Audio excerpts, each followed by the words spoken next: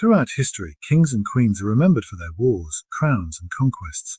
But behind castle walls and royal portraits, many medieval royals had a very different kind of indulgence, one that involved herbs, potions, and mind-altering remedies. In the Middle Ages, getting a high didn't mean what it does today. It came from opium-based medicines, hallucinogenic plants, and herbal concoctions prescribed by court physicians. These substances were used to treat pain, calm nerves, enhance visions, or simply escape the brutal realities of medieval life. From monarchs who relied on poppy extracts to sleep, to rulers who believed altered states brought divine insight, these habits weren't scandals, they were status symbols. When you rule by divine right, even your intoxication could be considered holy. So today, we're stepping into a lesser-known side of royal history. Not the battles or bloodlines, but the blurred visions, strange rituals, and altered minds of medieval power. These are the top 15 medieval royalties that loved being high. When we think about people getting a high, our modern mindset immediately associates it with rebellion, illegality, or moral controversy. But in the medieval world, especially within royal courts, mind-altering substances were not crimes or scandals. They were medicine. For kings and queens, consuming opium, cannabis, and powerful herbs was often a respected and medically approved practice, deeply rooted in the science and beliefs of the time. Medieval medicine was based on the theory of the four humours: blood, phlegm, black bile, and yellow bile. Health, according to physicians, depended on keeping these humours in balance. Pain, anxiety, insomnia, or even sadness were considered physical imbalances rather than emotional or psychological issues. To correct these problems, doctors turned to nature's strongest remedies, any of which altered the mind as much as the body. One of the most common substances used was opium, derived from poppy plants. It was widely prescribed to royalty for pain relief, digestive issues, and sleep disorders. Battles, jousts, and harsh living conditions often left rulers suffering from chronic pain, injuries, or infections. Opium-based syrups and drinks helped dull that pain and allowed monarchs to function. There was no stigma attached to this use. It was viewed as sophisticated medical care, available only to the elite. Cannabis also played a role, particularly in regions influenced by Arabic and Persian medical knowledge. Medieval Islamic scholars wrote extensively about its calming and euphoric effects. And these ideas made their way into European courts through trade and translation. For stressed rulers dealing with rebellions, political intrigue, and constant threats of assassination, cannabis-infused remedies were believed to soothe the mind and restore clarity. Beyond pain relief, these substances were also used to treat melancholy, what we might now call depression or anxiety. Medieval life, even for royalty, was brutal and uncertain. Plagues, religious pressure, and endless warfare took a heavy mental toll. Instead of therapy or counselling, rulers were given herbal concoctions designed to calm their thoughts, lift their spirits, or induce restful sleep. In many cases, the altered mental state was not a side effect, it was the goal. Importantly, these substances were regulated by class, not law. What might have been forbidden or inaccessible to peasants was acceptable, even prestigious, for nobles. Royalty had private physicians, apothecaries, and access to rare, imported ingredients from Asia, the Middle East, and Africa. Using these remedies was a sign of power and privilege, not moral failure. There was also a spiritual dimension. Medieval medicine did not separate the body from the soul. Some substances were believed to open the mind to divine insight, prophetic dreams, or spiritual clarity. If a king experienced visions or profound thoughts while under the influence of a prescribed potion, it could be interpreted as a message from God rather than intoxication. In a world ruled by divine right, even altered consciousness could reinforce authority. It's crucial to understand that medieval people lacked our modern concept of addiction. Repeated use of these substances was rarely questioned, especially when approved by physicians.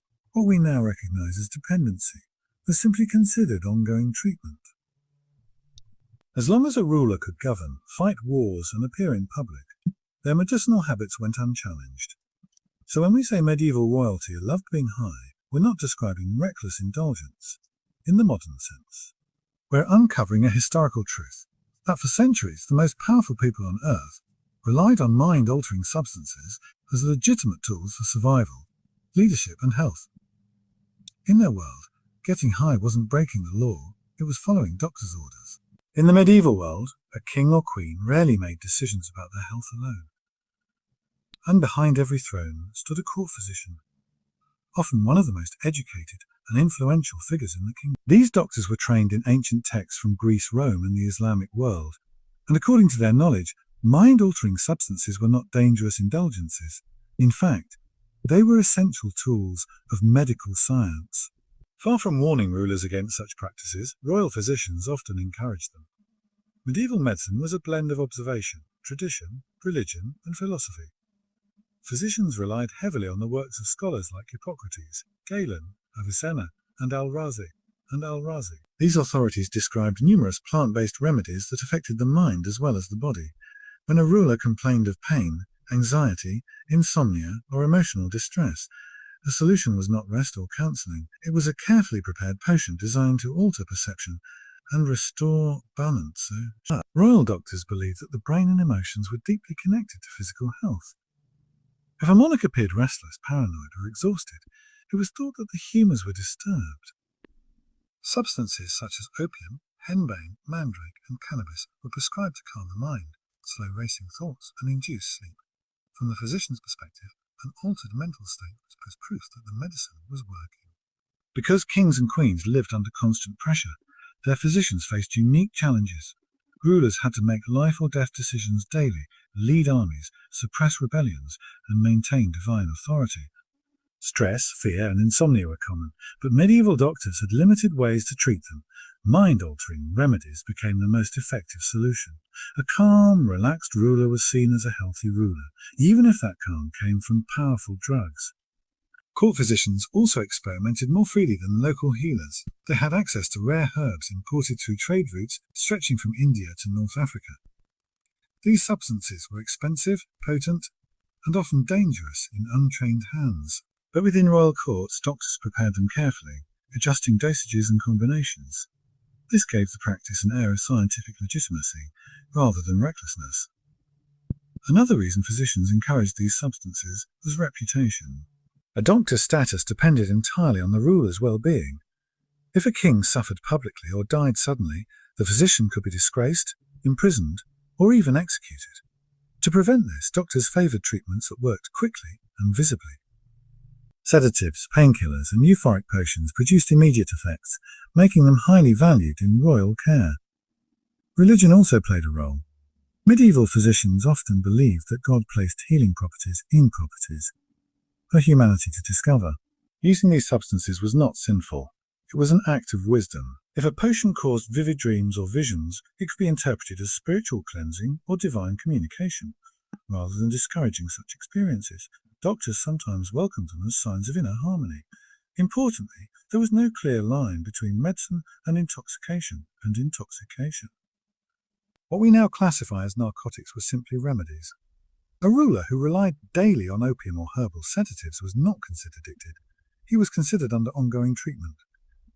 As long as the monarch appeared stable and capable of ruling, the physician's methods went unquestioned. Over time, this constant encouragement created a culture where royal dependence on mind-altering substances was normalized. Kings trusted their physicians completely, often following their advice without hesitation.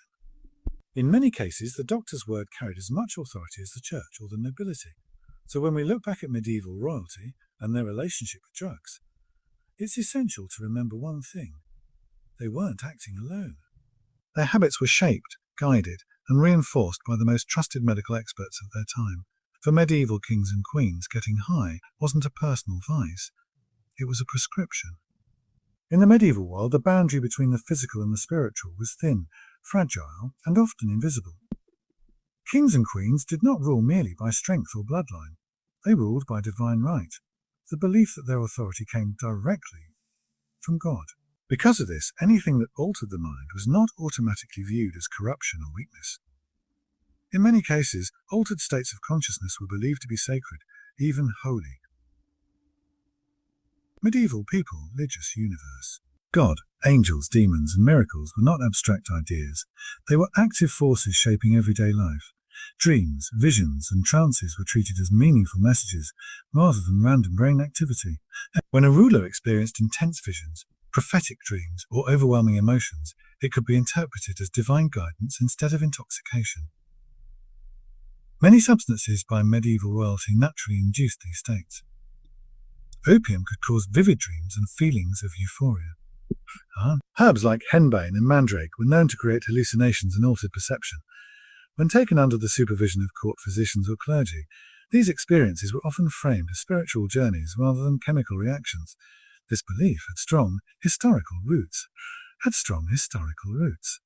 Throughout Christian, Islamic, and even pagan traditions, altered states were associated with prophecy and wisdom. Biblical figures received messages from God through dreams. Christian mystics described ecstatic visions after fasting, prayer, or consuming medicinal potions. In the Islamic Golden Age, scholars wrote about substances that expanded the mind and deepened spiritual understanding. Medieval rulers inherited these ideas and applied them to their own experiences.